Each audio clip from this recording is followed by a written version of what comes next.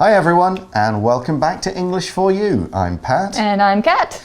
And today we're on part 2 of our article that covers the midnight sun and polar night. Ooh. Yesterday we talked about the midnight sun. It happens during the summer solstice, so that's June in the northern hemisphere, December in the southern hemisphere. That's right. So on this day, there is a lot more daylight. In fact, the farther north or south you go during the summer solstice, the more daylight you get, and you can get a full 24 hours of daylight. That's the midnight sun. Now this can be a cause for celebration.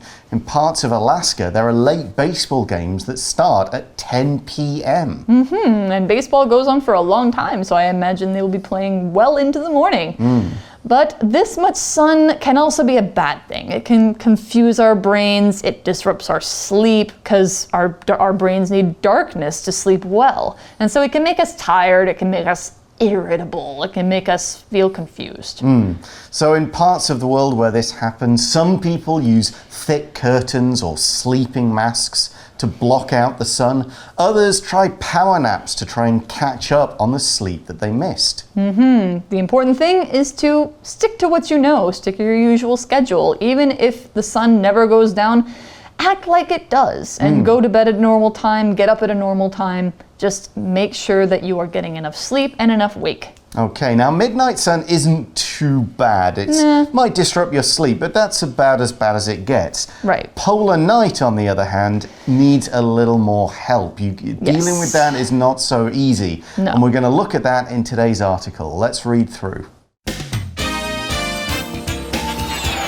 Reading. Midnight sun and polar night.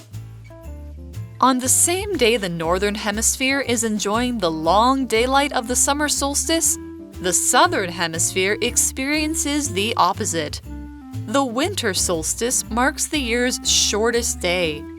In Antarctica, the hardy individuals who've chosen to remain in the research stations over the winter suffer through polar night. The sun doesn't rise for days, even weeks at a time. Of course, people in the far north of the world also experience this in December. The effects of polar night are even stronger than those of midnight sun. People struggle to wake up and feel tired all the time. What's more, many feel an increased appetite for sweet foods and end up gaining weight. To deal with this, some people get light therapy with the right kind of artificial light. But mostly, beating polar night requires the right attitude. People focus on appreciating the glow of candles and fires. They take walks in the snow by the light of the moon. By thinking of polar night as something to enjoy and learn from, people can cope much better until the sun finally rises again. So the article begins and says, on the same day the northern hemisphere is enjoying the long daylight of the summer solstice, the southern hemisphere experiences the opposite. So here we're using the word opposite as a noun, and it's a thing that is very different, completely different than the thing we just mentioned. Usually we kind of use it like a bit of a superlative. We add the. There's something, there is the opposite, the furthest away it's possible to be. So if something is really tasty, if it's the opposite, it will be terrible and you wouldn't want to eat it. Here's another one. My brother is shy and hates being around people. I'm the opposite, meaning I like being around people. I'm not shy at all. So if it's the opposite of the summer solstice where the day it never ends, then it would be that the day never begins. And that's what the article says. The winter solstice marks the year's shortest day. Now in the UK, that would be kind of, it gets light quite late and it gets dark very early. Yeah. So not that much fun, but if you are right in the north or in the south on the winter solstice, it's really bad. The article says in Antarctica, the hardy individuals who've chosen to remain in the research stations over the winter suffer through polar night. I would say suffer is about the right word. Right, because in this, so there are only science bases down on Antarctica. Nobody lives there. And what they'll do is they'll have the scientists all through the year. Most of them will leave before winter, Yep. but a few will stay there to kind of keep things going, keep the base open, and do all the rest. They get paid a lot for doing this because Yes. it's not that fun. But they will have to suffer through polar night, and they'll need to be hardy. If you are hardy, you are tough. Your word here we can use is resilient, R-E-S-I-L-I-E-T. You can kind of take and endure these hard, tough, difficult conditions and get through out the other side. So you need to be hardy if you're going to remain in Antarctica during this time. To remain somewhere is a transitive verb that means to stay in the same place, or with the same people, or with the same person. So it means basically to stay after others have gone. Now, as Pat said, most people from these research bases will leave before winter comes. However, there's some hardy people who will remain, or they will stay behind. Now, to remain can also mean to be something that is left over, but that's not what we're talking about here. We're talking about people who stay in the same place or with the same people on purpose. So if you say, I'll remain behind while you go ahead of me, it means you're going to stay there. So an example sentence, although all her classmates had gone home, Judy remained behind to finish her schoolwork. So these people are staying in Antarctica, they're remaining there, and they're remaining on research stations. That's what's there.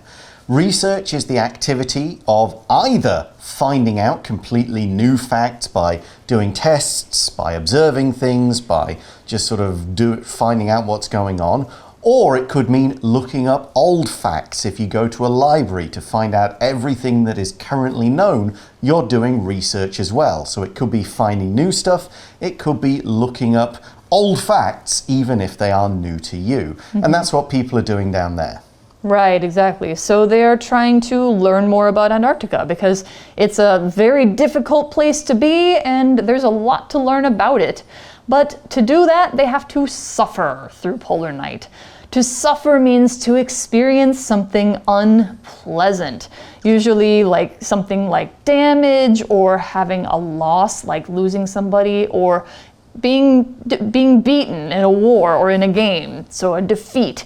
So you can use suffer without an object, like here we say they suffer through something. It means they have to kind of keep going through this painful experience.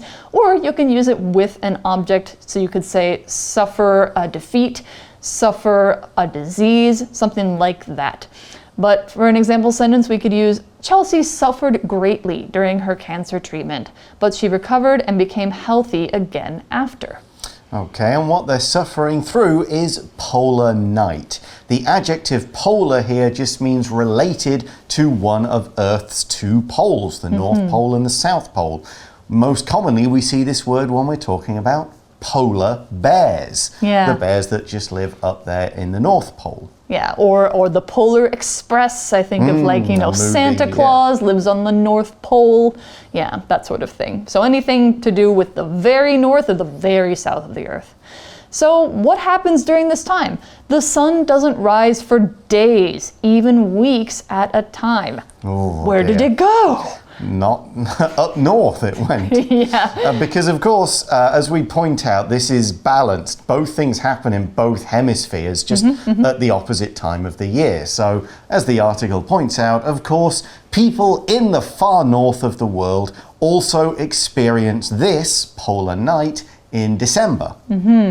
So we're talking about that the midnight sun is like, okay, you can deal with it, but polar night is much harder. And the article says the effects of polar night are even stronger than those of midnight sun.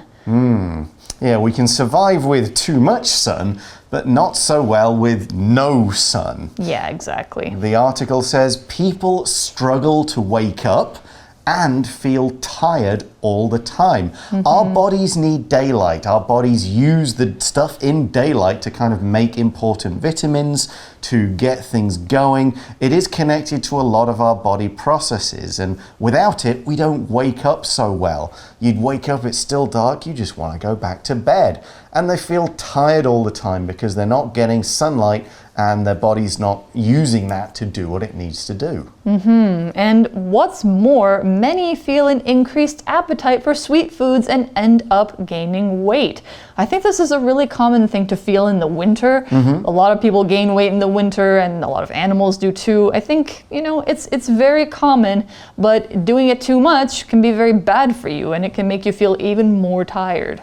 So just as with day one of our article, when we looked at what people do during the midnight sun to deal with it, how can you deal with polar night?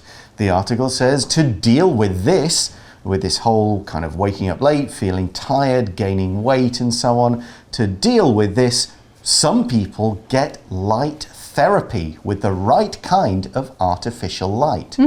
The word therapy kind of covers any medical treatment that helps reduce the effects of something or gets rid of a health problem. It covers everything from taking medicine, that's a kind of therapy, to counseling, that's another kind of therapy, physical therapy where you work on a part of your body to make it stronger. So here we've got light therapy. You are basically going to the doctor and saying, I'd like some light, please. But it has to be a particular kind of light. Yeah, exactly. It has to be a light that is made by artificial sources. All right, so this artificial light is what we're talking about here. And artificial is an adjective that means not natural, basically not real either. It's made or done to seem like something natural, but it's usually made by people. So artificial flavorings are something you might hear about in food, where it's made to taste like chocolate, but it isn't chocolate. Or artificial coloring. It looks red, but it's not made from any natural red things.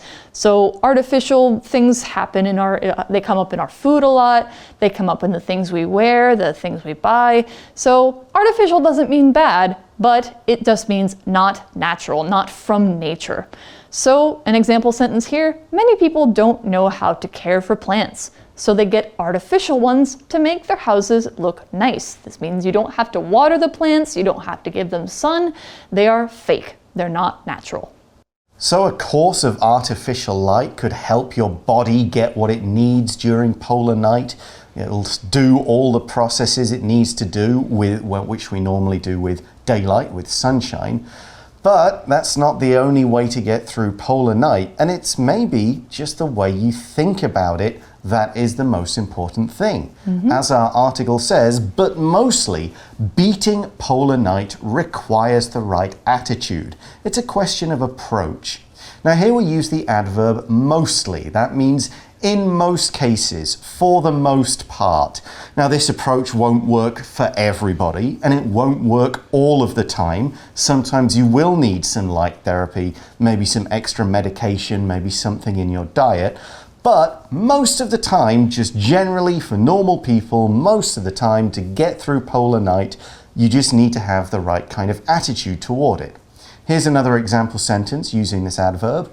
Johnny mostly orders food from delivery services, but sometimes he cooks for himself.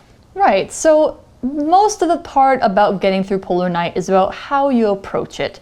So what are some things you can do? The article says people focus on appreciating the glow of candles and fires. That is rather romantic. We like to see, the little fires and the nice glow that you can get that makes you feel very cozy and warm.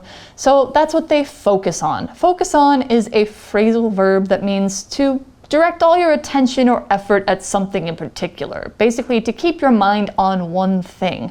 And usually it's so that you can cut out all of the distractions around you, or basically try and make yourself think a certain way. Like if you're trying to keep a positive attitude, you will focus on positive things. And in this case, the thing they're focusing on is the glow of a soft light. So what people are focusing on here is appreciating the glow of something. They're finding these soft lights. That's what a glow is. It's not a harsh, bright light. It's not like looking into the sun or looking into a light bulb or something like that. It's a soft light. Think of a candle or a nice fire built of wood. That's a soft light. It's not going to hurt you if you look at it for too long. Sometimes we can get lights for our bedrooms that glow and they don't hurt us. A lot of computers and phones these days, they want to have a gentle light, not a hard one that hurts your eyes if you stare at it for too long. Imagine you woke up at night and there was something on your bedside table like a little alarm clock. It might have a slight glow for the numbers so you can see what time it is. So we could say, for example, the glow of the fire gave the room a warm, comfortable feeling. So that's one thing people do. They go, okay, forget about this darkness. Let's take some time to enjoy how nice a fire looks, how pretty this row of candles looks. Let's go around the home lighting things to give our home this lovely soft glow that we all kind of appreciate. Exactly. So that's one thing they can do inside their home, but even outside you can also do something else. They take walks in the snow by the light of the moon. Oh. Because just because the sun's not there doesn't mean the moon's not there. The moon still comes out. So what could they do? Well, yeah, taking a walk by the light of the moon, that's appreciating what you've got, going, well, we can't walk around in the light, but wow, this looks so different in this forest by the light of the moon. Everything's white and silver and stuff. So this is all a question of thinking about the positives. As the article says, by thinking of polar night as something to enjoy and learn from, people can cope much better until the sun finally rises again. So they're going, instead of going, oh, this day's so horrible, oh, I've had enough of all this darkness that's going on all the time, they go, well, what's different out here? What are the animals doing? How does everything look? If you were a photographer or an artist, you'd think, wow, this is a good opportunity to take some pictures. If you were a poet or something, you could probably come up with some really great poetic lines from being outside and seeing the light of the moon on the snow or whatever you've got. So that will help people to cope. To cope means to deal effectively with something difficult.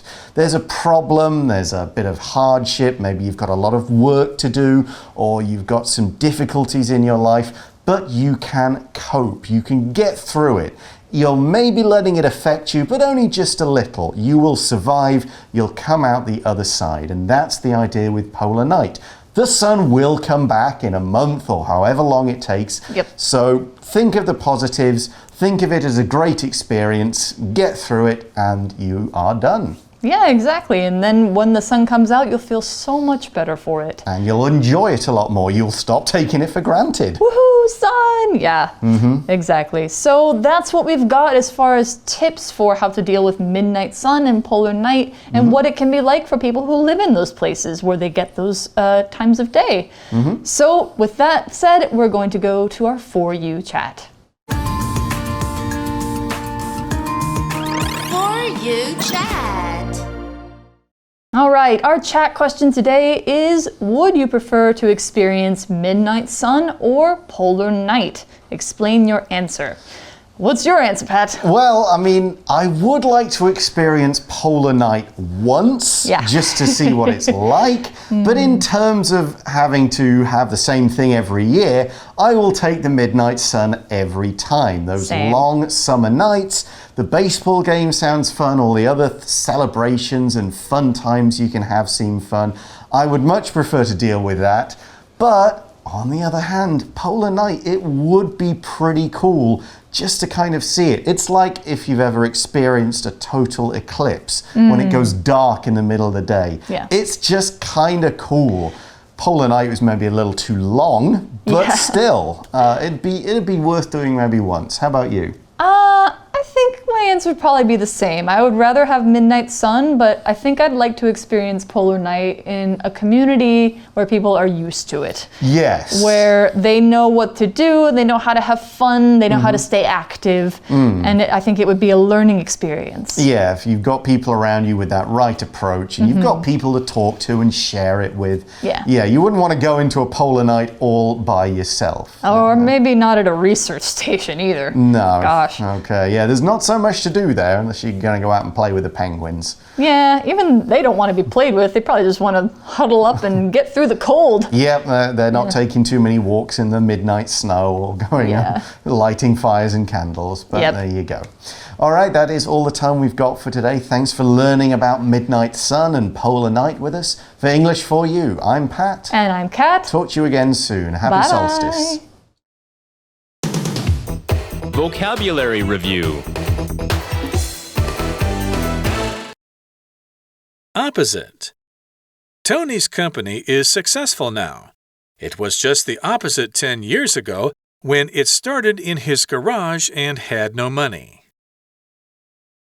Remain. Tom was told to remain in bed until his fever was gone. Suffer. The dog suffered as it was locked in the car on a hot day. Artificial. Although it's made from artificial leather, the jacket looks very real. Mostly. Since I don't have a car, I mostly take buses and trains around town. Glow. Although Peter could see the TV's glow through the window, no one answered when he knocked on the door. 智慧小补帖 Hardy. Research. Polar. Therapy. Cope.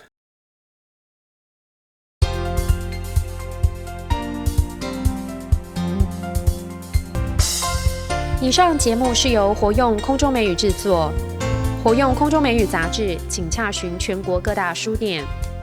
如欲索取试听教材，请来电02-2364-4000 02-2364-4000，或上网查询，网址是 www.english4u.net www.english4u.net